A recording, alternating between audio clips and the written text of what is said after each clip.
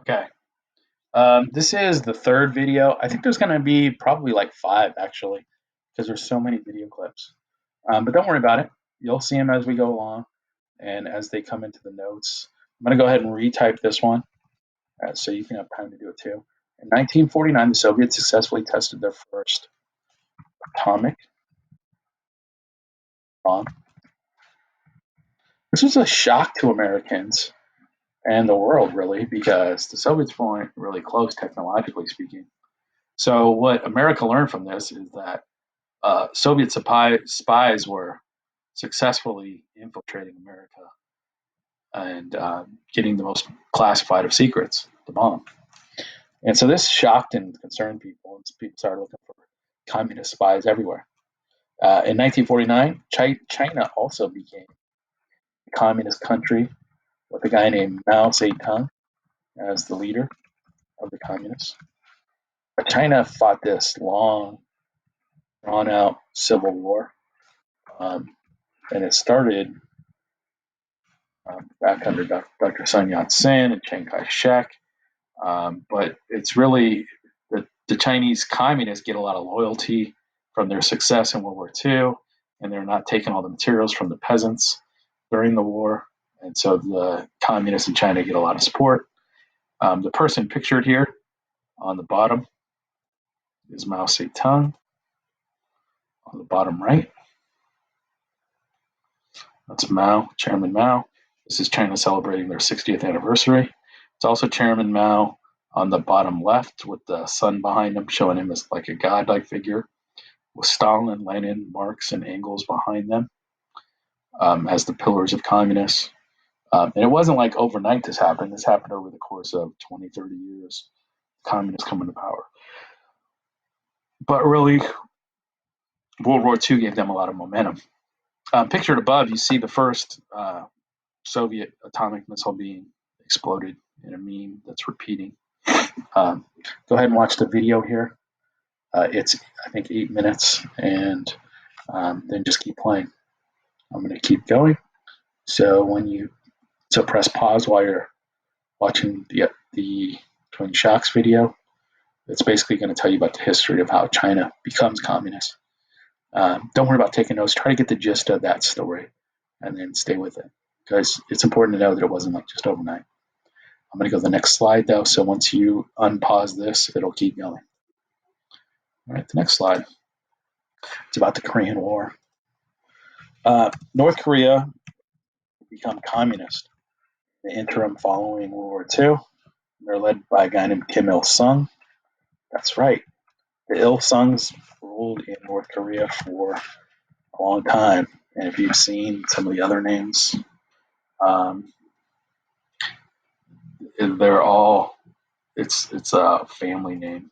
And so basically, the people that took over originally as communists in Korea persisted to be leading communists in Korea to this day.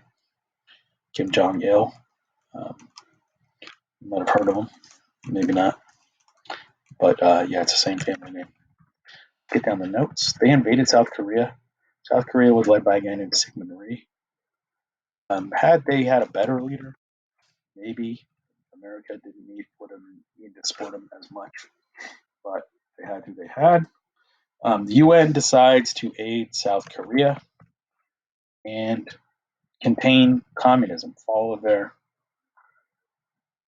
theory of containment that America had put forward. With the American general, famous from the Philippines, Douglas MacArthur, leading the way. MacArthur, however, as you recall, wanted to roll back communism, so this is going to lead to a problem. And in addition, they wanted Korea to do most of the work in Korea, but if they were able to beat the communists, they would have without our aid, but they needed our aid. The Korean conflict brought the Chinese into the war. As soon as we finish taking the notes, I'll explain how. Korea War eventually will become a stalemate. Either side's going to win it. And the border dividing North and South Korea is set near the 38th parallel, which is basically where the Korea was divided before the war started. So it was really a tragic waste of life. Um,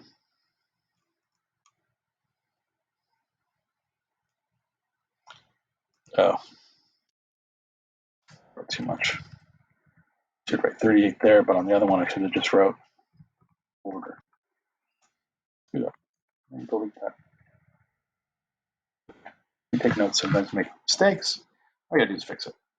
All right, let's take a look at the pictures on the slide in more particular, and I'll tell you, which will help you explain a little bit about what was going on in Korea. Okay, so when the North Koreans first invaded, they're the color in orange here, or actually in purple. See, it's dark purple. They push and they push the South Korean forces till they're in this little tiny corner of South Korea and really controlling Busan. Um, so when MacArthur figures out how to take back South Korea and the rest of Korea, he doesn't land there because he knows the defenses by the North Koreans will be heaviest there. Instead, he's like, "Oh, I'm going to cut off their supply chain by landing at a place called Incheon, and I'm going to cut them off, and I'm going to take Seoul. Because if you control Seoul, you control Korea." Wasn't thinking, and it works. He cuts them off, and he gets them on the run, and they run back and they retreat. See this green line? Because they didn't want to be cut off. But eventually, though, the UN forces start pushing back during this conflict, and they pushed the North Korean forces all the way near the Yalu River.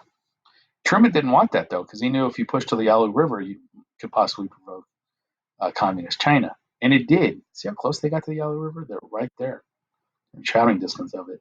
So what happened is, once American UN forces got close to the Yalu River, the Chinese communist military came streaming across the Yalu River and pushed back, even passed back by the 30th parallel.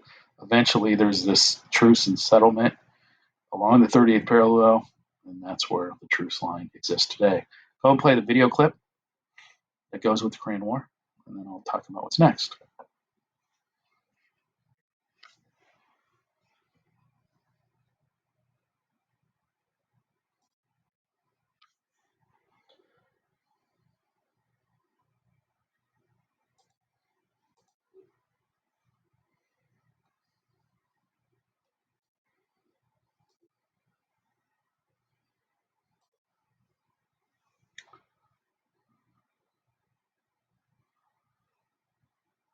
Let's do one more. Let's do Bay of Pigs.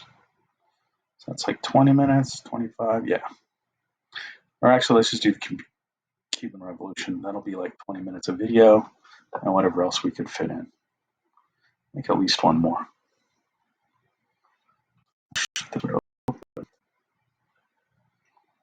So let's see how far I went. Okay, we're 8 minutes in. Okay, yeah, let's go to the Cuban Revolution. Let's up a slide. Let's talk about the reason for revolt. Batista saw he was going to lose the general election to the communists, and so he stops the general election. And then the communists, okay, now the times are right. Now we need to have a revolution. This happened in January 1st, 59, and it's famously depicted in Godfather 2, if you're a Godfather fan. That's when Michael realizes Fredo's the traitor. Anyway, but the attack fails, and Castro is arrested. Castro was an attorney, and he gives this really famous speech. And he goes, "History will absolve me." In other words, I'm going to be proven right, and Cuba will become communist. This one failure will not define me. That's a famous speech called "History will absolve me." Absolve me means prove that I'm correct. So he gives a speech, and a couple years later, or probably in the next year or so, I think it was 57 when the failed revolution happened. So he leaves and he's exiled. In a couple years, he comes back. And he has his brother Raul and another general named Che Guevara helping him lead the forces. Fidel, though, is the main leader. he ends up becoming the first communist leader of Cuba. But Che Guevara is another famous communist. The U.S. hunts him down and shoots him on the streets of Bolivia through the CIA. This is pretty much well known. But it's not talked about here in America too much because it's kind of an embarrassment.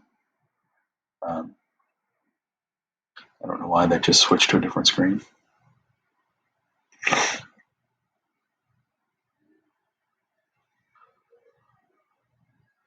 But I don't like it.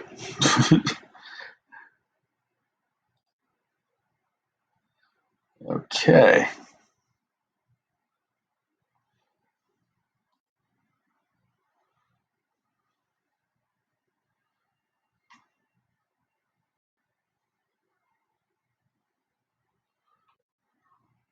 I don't know what that glitch was all about, but if it's not that big a deal, don't make it into one, is my philosophy on life.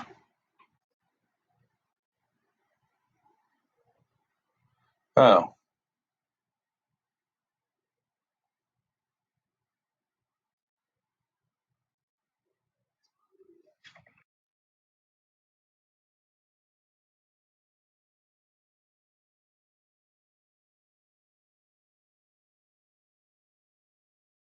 I don't know really what happened. Looks like I just lost a bunch of slides. Here we go. Luckily, I was able to undo. That was weird. All right. Raul Castro, his brother, was the other famous general that was leading. Those are the three main guys for Cuba. Raoul. I'm having trouble spelling Raul. I had a friend named Raul. He did not spell his name like that, though. Either of those. But basically, they succeed in overthrowing the corrupt Batista regime. Batista was in league with America and the American hotels and casinos, and his corruption made it easy for the communists to come in and get rid of them.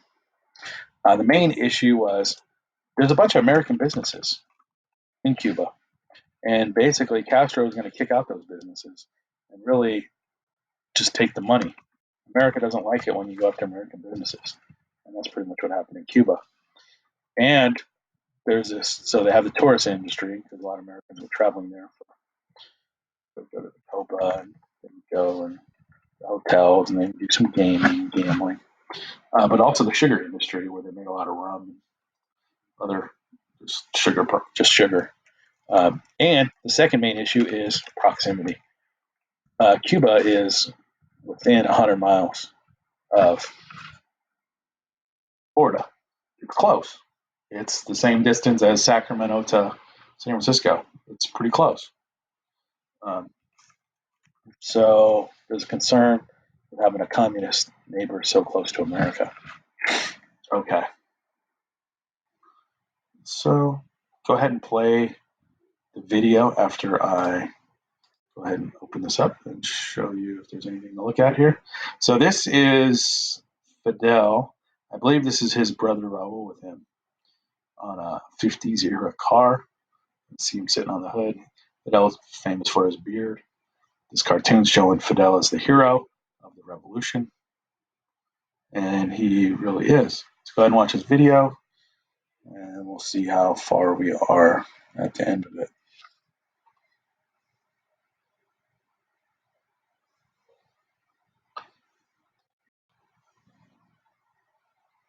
Okay, so we're 22 minutes in plus 14. I think we have time for one more topic. Let's go to the Bay of Pigs, and then we'll call it a day.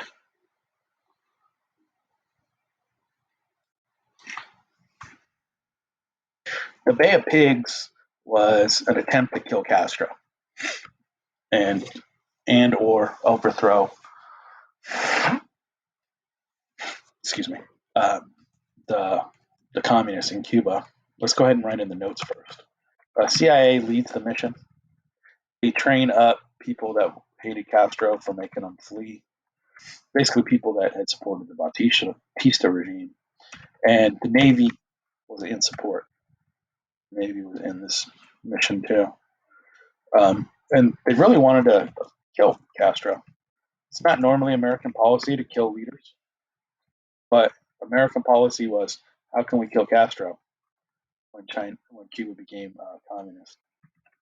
And so the plan was, let's invade. And so the Bay of Pigs invasion was launched, but it failed miserably. It was a disaster.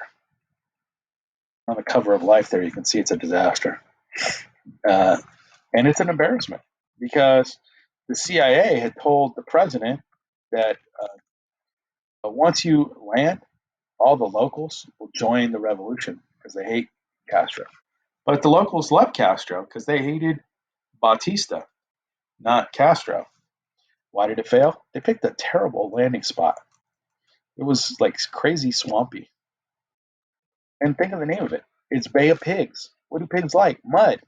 It's not shocking that the Bay of Pigs is too muddy for a successful military landing. The troops get bogged down and it's a failure. In addition, the Cuban people loved Castro, even though the Americans were surprised by this, because America was believing its own propaganda too much. And they were happy to protect Castro. So when they saw the Americans landing on the beaches, they said, "Hey, Fidel slash Fidel's army, we have the Americans here. What you going to do about it?" And so what they did about it was they came in, counterattacked, and defeated us. And that's kind of the story of the Bay of Pigs. Let me see if there's anything on the slide to show you.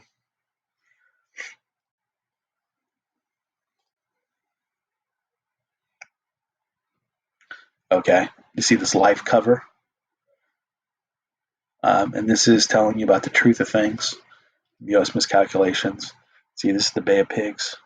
America still had Guantanamo Bay, the naval base, but that was isolated, and it's kind of an exception to the rule of what the communists took over in Cuba.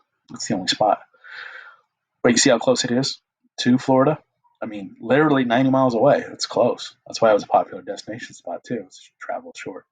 All right. Go ahead and watch the video and then call it quits on day 3 of this lecture. Thanks.